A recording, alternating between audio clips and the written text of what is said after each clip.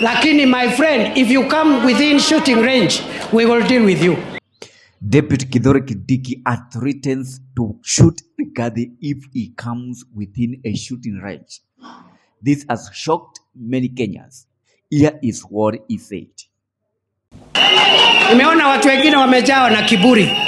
Wanaenda kutuongelesha hapa kama na kutulecture. Unatulecture ukiwa nani?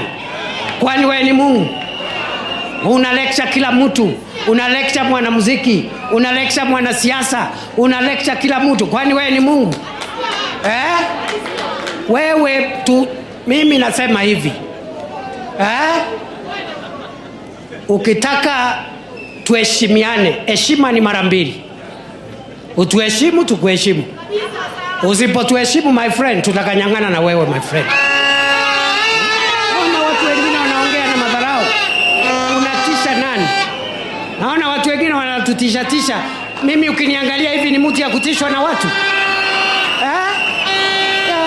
Tuheshimiane bwana. Tuheshimiane. Na wanamuziki walikuja 50, mimi naita wanamuziki 500 wakuje pale Karen.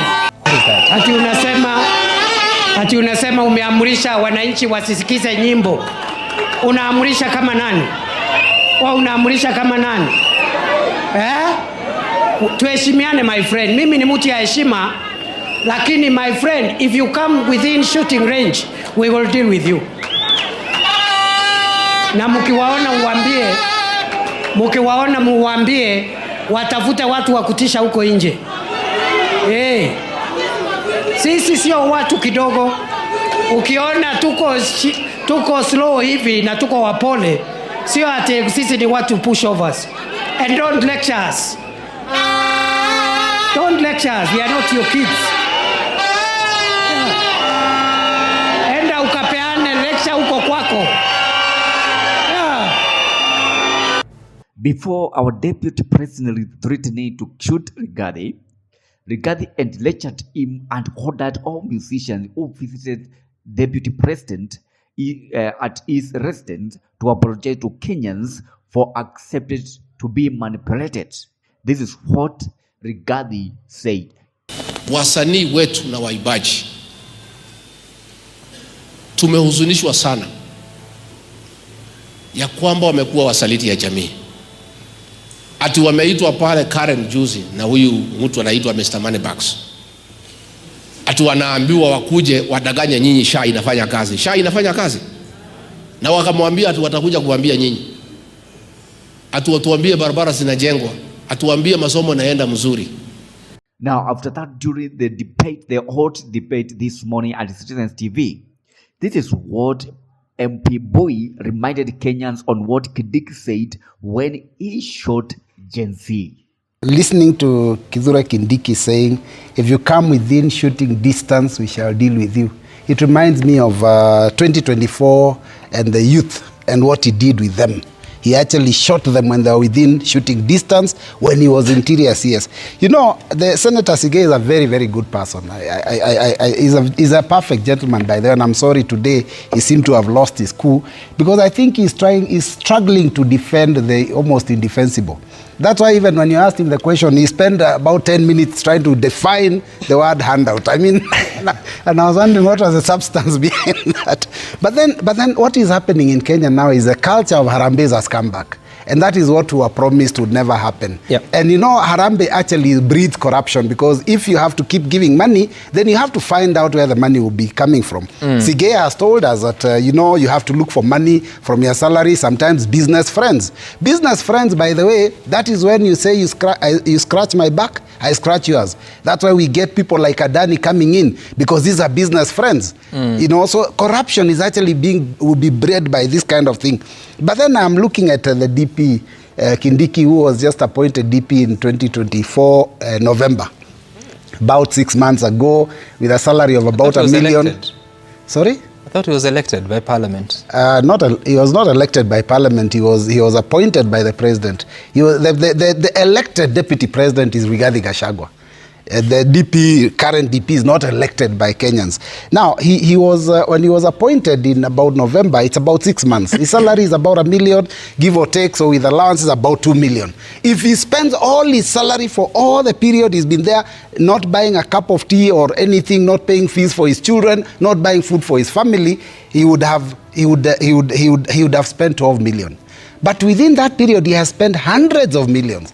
So clearly, this is not money that is coming from him. And look, this is a person who I vetted, so I know his capacity. He told us the amount of money he's worth, and every Kenyan had. Within a few months of being, being CS, his wealth had pushed up by about 150 million. Now, within 6 months, he's able to spend hundreds of millions, and that is at the same time you find that his wealth will still go up. If you are spending his wealth, all of it, it would be over. He would be a poor man today. So this is money coming from public coffers. We cannot run a country that way. Now, my proposal is this: government programs to support should be national. National meaning you are not going to be calling people from a certain region and deal with them. National meaning that every corner of the country will benefit. National meaning that these programs will be done through systems that are already in place of government.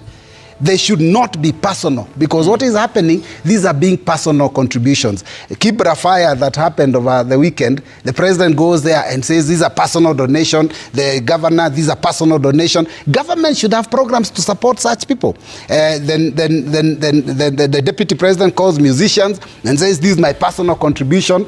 Members of women groups, personal contribution. Border groups, personal contribution. The president, head of state, invited the Lower Eastern, Mount Kenya South members to State House last week. Again, personal contribution, so that everybody can go home with about 1,000, 2,000, 3,000, 4,000 shillings. I mean, we are messing up the country. We are increasing corruption. We need to go back to the drawing board. My proposal is that we need to go back to the drawing board. We need to ensure that Kenyans can respect their constitution. Finally, the president complained, and I've heard it in the news. He complained that there's early campaigns, and he said that in Kibra, and I was shocked. How can the president really lecture Kenyans about early campaigns? Since he was elected in 2022, there is nothing he has done other than campaign. He's constantly campaigning. Even in Kibra, he was campaigning. The members of parliament he was with were talking about 2027. What is a campaign if that is not it? When he's dishing out money and he's saying those ones, our opponents, are concerned about, politics, as we are concerned about, what did he call it, Kazi Bila break. Kazi Bila break means continue beyond 2027. I mean, really the person who has least moral authority to lecture Kenyans about campaigns is William Samuel. Now, what do you think about these threats from the leaders? Is it good for top leaders to threat each other, especially with shootings? Ito braggers, killings. Because when you shoot, someone can die or it can be injured. Give us your comments and what, as Christians, we should do. Because we have to wake up to know what to do to ensure that we pray for Kenyans so as to change these leaders who are threatening each other to shoot each other. This is Stephen, GC News.